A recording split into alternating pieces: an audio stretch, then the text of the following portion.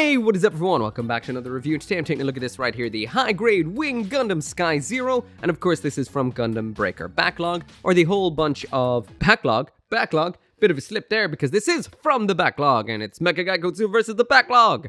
But yeah, it's from Gundam Breaker Battlogue. And this was one of those recolor kits that came out in some countries, not in others, but if you're finding it hard to get yours, you can get yours where I got mine, and that is through BUYEE, link in the description. Now let's check it out. Open it up, open it up. That's a very nice shade of blue, some nice green. Looks like the green will glow. Runners, runners, runners. And there we go. So this is pretty much just a color variant of what you're seeing right there, which is the Wing Gundam Zero.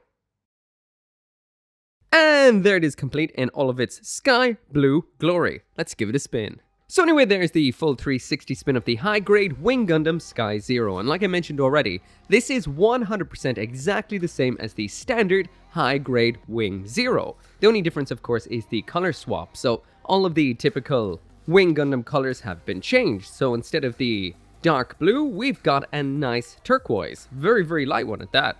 The red has been swapped out for black plastic. The orange that we would have had before, which was more of a yellow, is now an actual orange. And the white on here is a very, very, very pale powder blue. So this is one of the most unique looking high grades I've seen when it comes to color. One of the main reasons for that is the gray of the inner frame is actually in blue in this. Now, that isn't really the biggest change when you look at it like this, but when you build Gundam or gunpla one after another and you kind of get used to the same gray on every inner frame, it's interesting to see something that is blue on the joints, hands, and all the jointy aspects that would have been in grey on other kits. That, to me, that is pretty unique.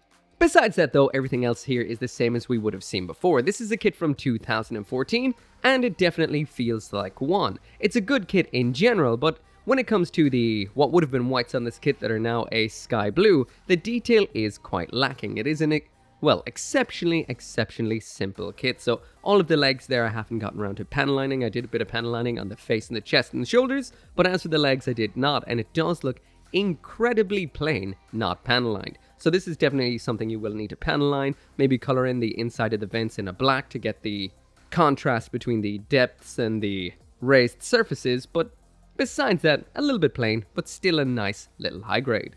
As for a bit of a size comparison, there it is beside the RX-78 Beyond Global, and as you can see, the wing suits tend to be a little bit shorter than your average Gundam, but not by a whole lot. So when it does come to the fine details in here, there really isn't a whole lot to take a look at. We do have that nice jewel segment inside of the chest. There is a sticker in behind that which reflects the light out very nicely. Once again, a lot of the detail in here is basically just molded onto large parts, so it does mean in order to get the detail out of that, you will need to panel line this. I'll also mention we do have the machine cannons in the upper clavicle area, but there doesn't seem to be a way to actually just show these without taking the cover completely off. These are not color accurate, they're just in the same color as the rest of the chest, and I assume if you want to actually display these, you'll just have to leave it slightly ajar like this. There is no opening mechanism. Now I will mention, this has been happening to me quite a few times already throughout this review, and that is, it keeps falling in half at this particular joint. So I'm not sure if this is just the polycaps in this particular kit, which are actually molded in a non-usual polycap color of a kind of blue color. I'm not sure if it's just due to the different kind of plastic or if this is just an ill-fitting joint. However, at the end of the day, I have to mention, there's just something about this color scheme that works so well on Wing. This looks absolutely phenomenal. No matter what way I actually line it up in front of the camera, it just catches the light perfectly. It's such a photogenic kit. That isn't always the case with gunpla. Some are hard to line up, some are hard to light. This one right here just seems to glow bright. This thing shines beautifully. It's one eye catcher of a high grade without a single doubt. Just make sure to add some lining to bring out all of that hidden detail. So now jumping into the accessories, and here's everything that comes inside the box, which is pretty much exactly the same as what you would get with a standard version of the Wing Zero high grade, except for one thing. So what we get in here is the shield, the twin buster rifles, we've got 2 beam sabers as well, and the thing that is different in here from a normal Wing Zero kit is this little adapter for the backpacks. Also included in here is some extra feet for using during the parts formation to bird mode. So when it comes to the hands in here, all we have is holding hands, so nothing else, just the standard blocky hole all the way through holding hands. That is a little bit disappointing, especially because good luck getting some spread wide or fists or something like that in this blue color without paint. So now jumping into the weapons, and the first of the weapons we have in here is a standard set of beam sabers, just with a powder blue handle. So as usual for attaching these, it's the usual routine of sliding them on into the hands like this, super simple, and they hold on pretty well. Same on the other side, and these beams to me right here look like they will glow under black light, so let's give them a little bit of a test. So, hey Siri, lights off. Okay, done. Alright, here we go. So there's it under normal light, and let's give it something blue.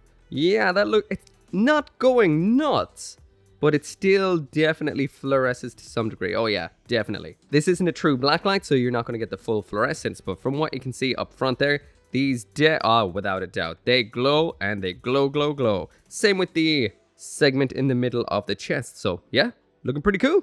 So when these are not in use, they're meant to be able to be stored in the shoulders, but something tells me, a part of my memory deep down in there, that you can't actually do that on this kit. Is that true? There's a little bit of a groove there, but that doesn't look like it's going to happen. Oh, such absolute wasted potential. So yeah, when these are not in use, you just gotta put them in the box or in storage somewhere.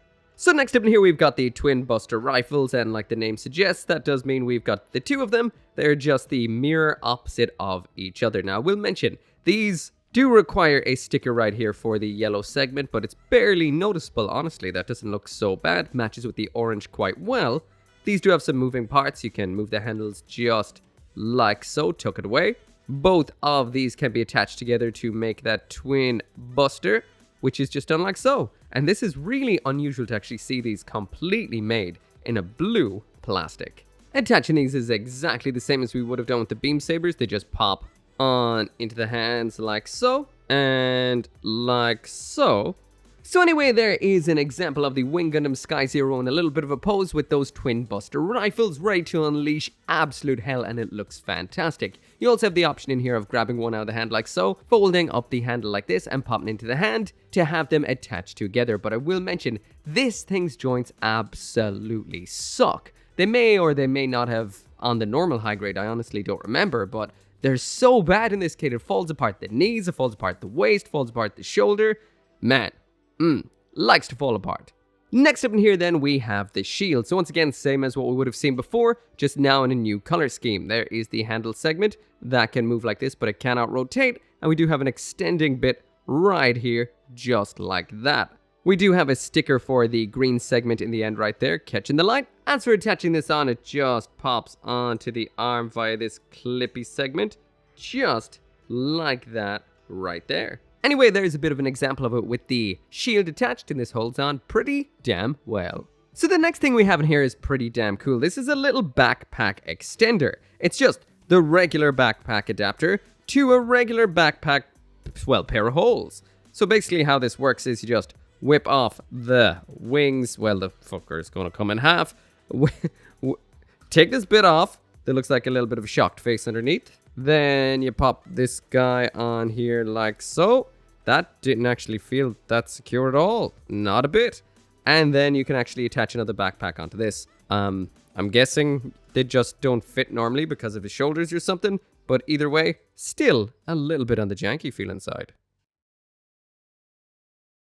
So finally now jumping on to the articulation, and for the most part this is solid and will hold any pose that you put it in. But there's just a lot of weirdnesses to the polycaps, like you just move things a little bit, and especially if you try to move the arms to the front, they'll just pop. The waist for me just pops all the time as well, and these knees sometimes go if you actually are...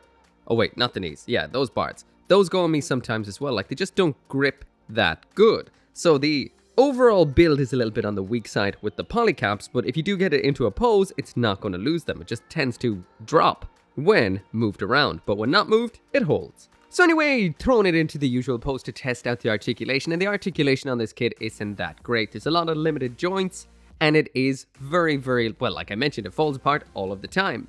As for the limited joints we have on here, there's next to no pivot in the ankles whatsoever, and the ab crunch is nothing. Basically, it can either be set in place or fall off. One or the other. Besides that though, you're going to be getting very basic but simple poses out of this guy right here. And because this right here is a variant, if you do want to see more about the actual full articulation on this kit, you can check out the full high-grade Wing Zero video. But for now, let's get this thing transformed.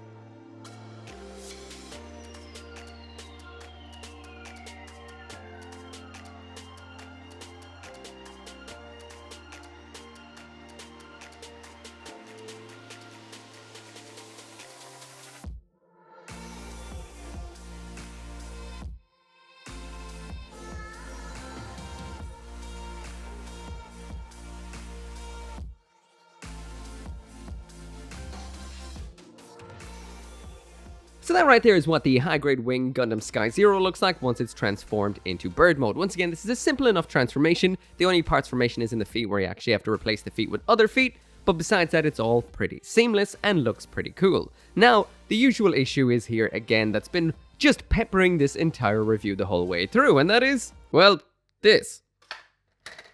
There's next to nothing holding that together, so you're definitely going to have to tighten up that joint. I don't recall that happening before. It may just be the blue polycaps in this, I'm not sure, but either way, always falls apart. So anyway, that right there is it for the review, and this is Silver Tier. It's pretty good, it's not great, it does have some issues with falling apart all the time, which, you know, isn't the most optimum of things ever, is it? But it does look absolutely gorgeous. Panel line it up and it will look even better. When it comes to the accessories in here as well, they're par for the course and do exactly what they need to do. So this is a kit that will need to be tightened up, panel lined, but then you will have yourself a very beautiful variant of the high-grade Wing Gundam Zero. Anyways, as always, thank you so much for watching. Make sure to come back for more Gunpla reviews, and I will see you next time. As always, this video and every video would not be possible without each and every one of you guys who watches my videos. And special thanks to those of you who are supporting me over on Patreon and on the channel members, including Caleb Engelhart, Global Frequency Studios, Go Little Rockstar, Gunpla UK Limited, Joe, Kill Me Inc., Lawrence Seahack, RG59061, and Van Fawn.